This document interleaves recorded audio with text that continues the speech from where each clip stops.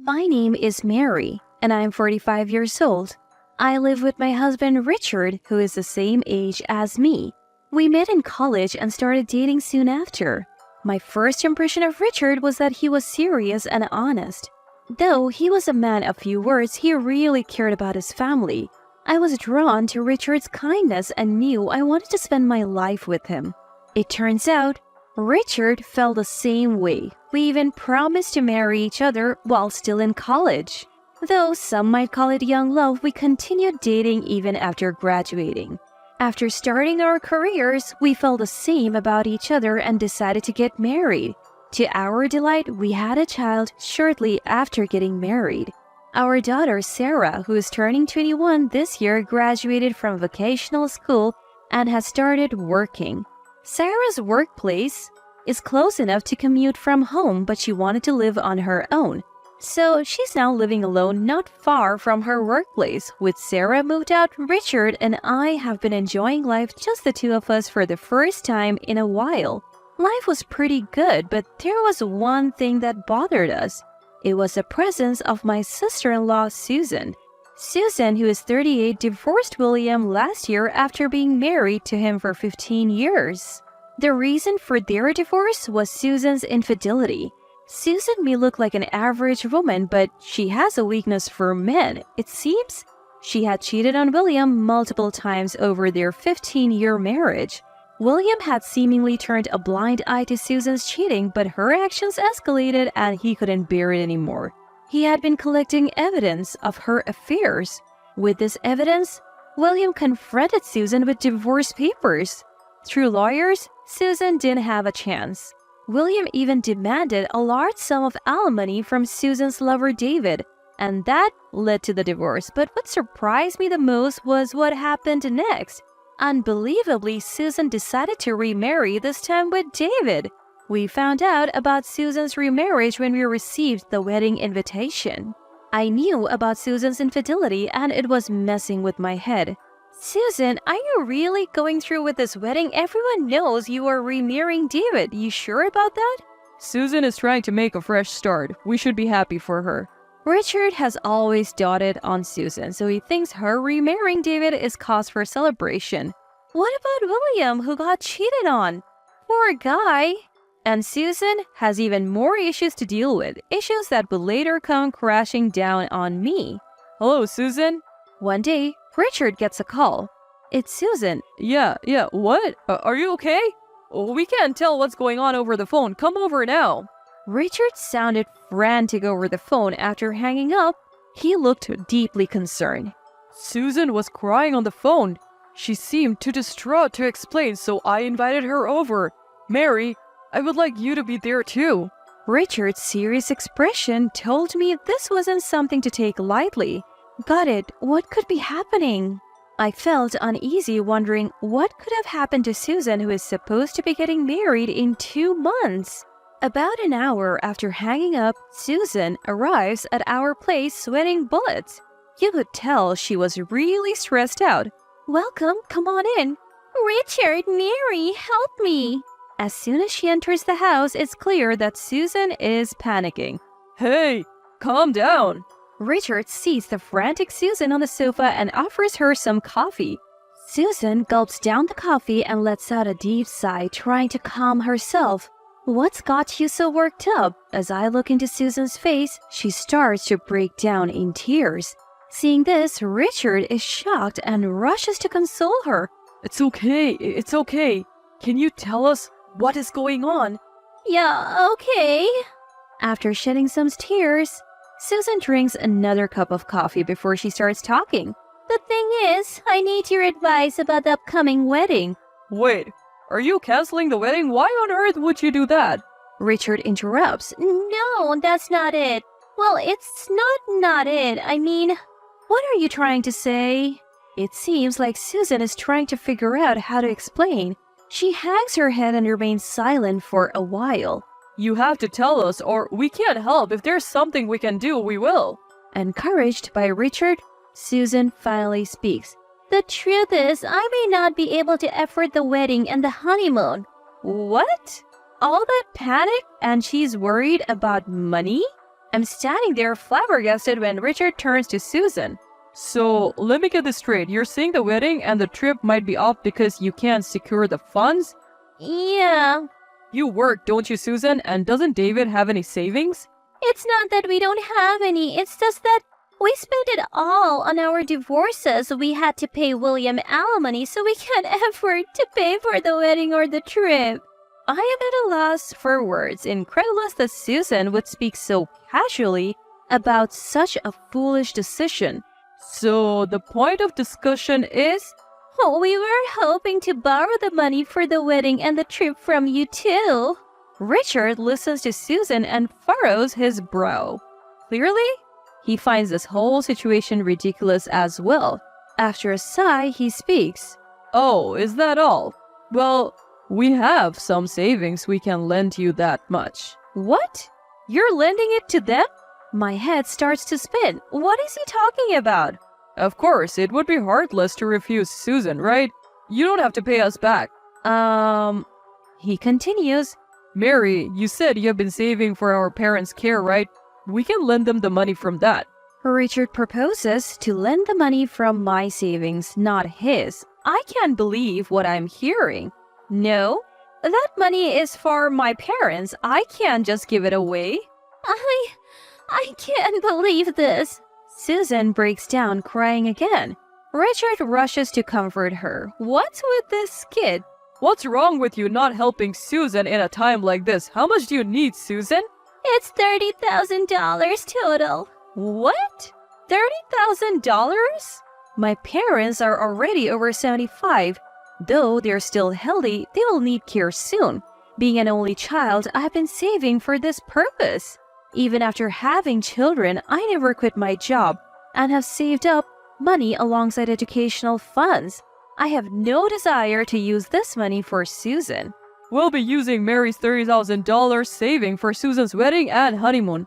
I told you, that money's for my parents' care. As I continue to adamantly refuse, Richard finally loses his temper. Not helping Susan is crazy. Those who have should give. Then why don't you give it?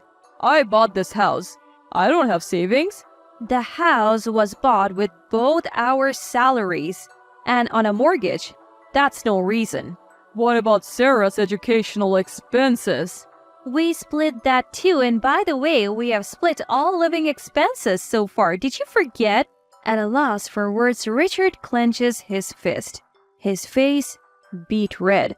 I suddenly realized that Richard hadn't been saving any money at all. We had been keeping our finances separate since we got married, so I had no idea. Just give me the money, no questions asked. If you don't get it, then forget it. Richard spat out those words and stormed off to his room. I was left alone with Susan in the living room, not knowing what to do. Mary, do we really have to go without the money? She looked at me with teary eyes, but that won't work on me. Sorry, you'll have to figure it out yourselves. I avoided further conversation to keep things from getting complicated. An awkward silence filled the room. Susan seemed to be waiting for me to give in, showing no signs of leaving. After some time, Richard finally emerged from his room, holding a piece of paper. I printed out divorce papers. If you won't help Susan financially, then let's divorce. I've already signed them. It's up to you now, Mary. Richard was out of breath, clearly riled up. If we divorce, you will lose this house, Mary. You think a 45-year-old divorcee can easily find a place to live? Richard was looking down on me, confident I wouldn't go through with it. Seeing Richard's arrogance and Susan's irresponsibility, something inside me snapped. You want to divorce because I won't give Susan money? Don't be ridiculous. Enough of making a fool out of me. I snatched the divorce papers from Richard. I'll go through with the divorce. Why don't you pay Susan the $30,000? You love her so much. Maybe Richard thought I would apologize. My yelling left him frozen in surprise. Ignoring Richard, I quickly packed essentials and left the house. I had nowhere to go, but I took a chance and called Sarah. Hello? Hey, how are you? Luckily, Sarah picked up right away. Rare to get a call from you. What's up? Well, I had a big fight with Richard. If it's not too much trouble, can I stay at your place for the night? Of course! Stay as long as you like. Oh, could you make some of your buffalo chicken wings? It's been a while. Sarah loves the buffalo chicken wings I make. Thanks, I'll make a ton of them. I headed to the supermarket to buy ingredients and then drove to Sarah's apartment. After a 30-minute drive, I arrived at Sarah's place. As I started cooking in the kitchen, Sarah awkwardly approached me from behind. What did Dad say to make you consider leaving home? Not wanting to worry Sarah, I replied vaguely. Well, just some stuff. Did Mom notice something? I froze at Sarah's words. What are you talking about? Never mind. Sarah quickly looked away flustered. I had an instinct that I needed to know what Sarah was getting at. Actually, I've been thinking about divorcing Dad. He said some awful things. Do you know something about it too? The moment the word divorce left my mouth, Sarah's eyes widened. She started talking like a dam had burst. Finally, it's out. Dad is having an affair. I saw him going into a hotel with a younger woman. It made my skin crawl, and that's why I moved out.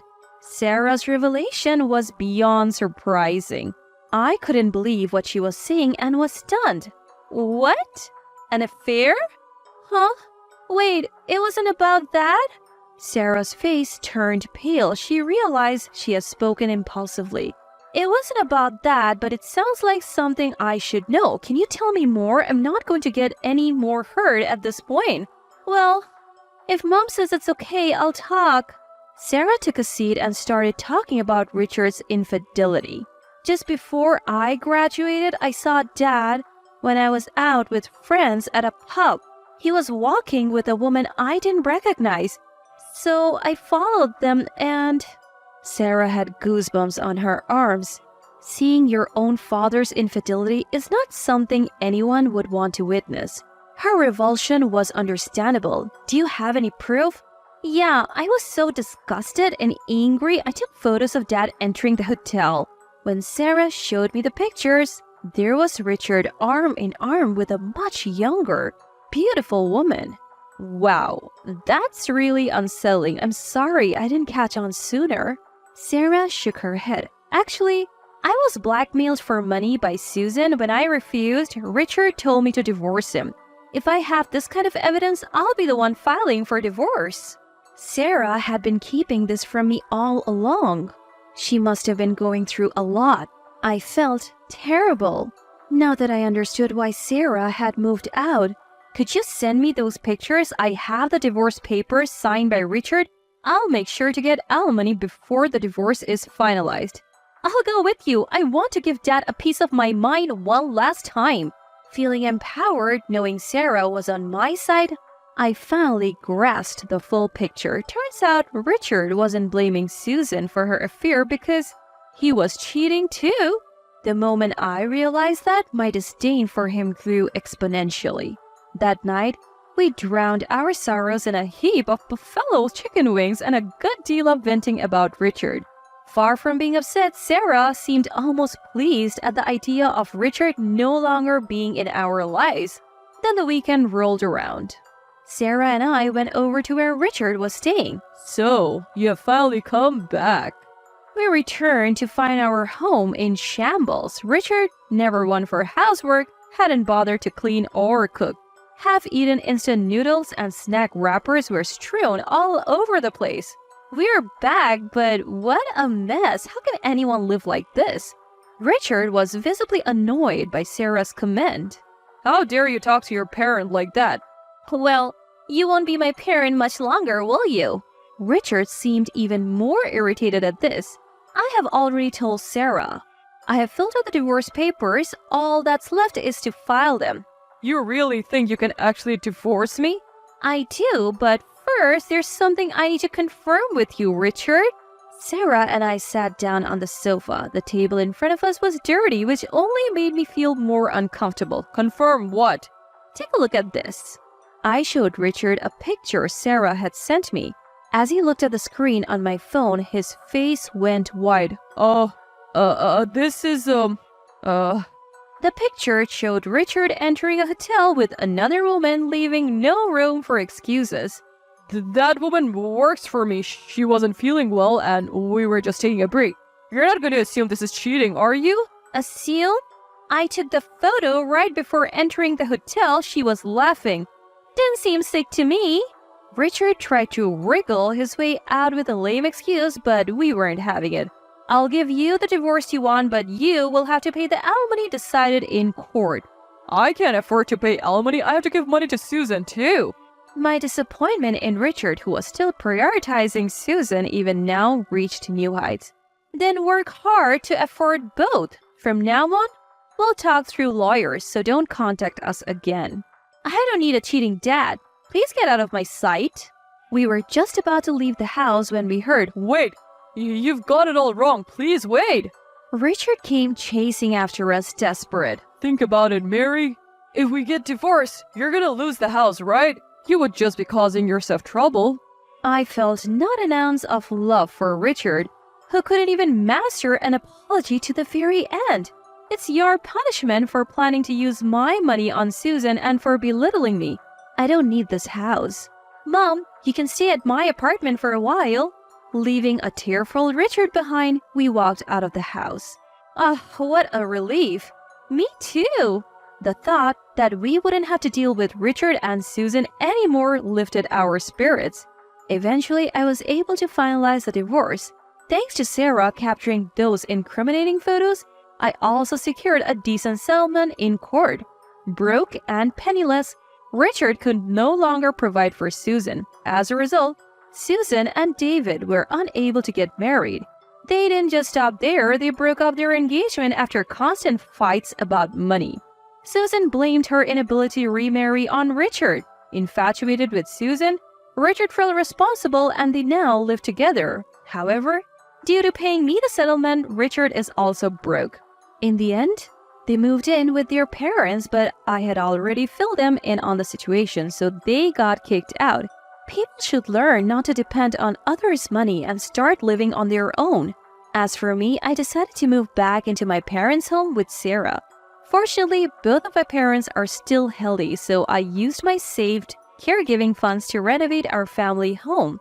The fully renovated house is incredibly comfortable and both my parents and Sarah are thrilled. I plan to keep working hard to maintain this simple yet fulfilling life.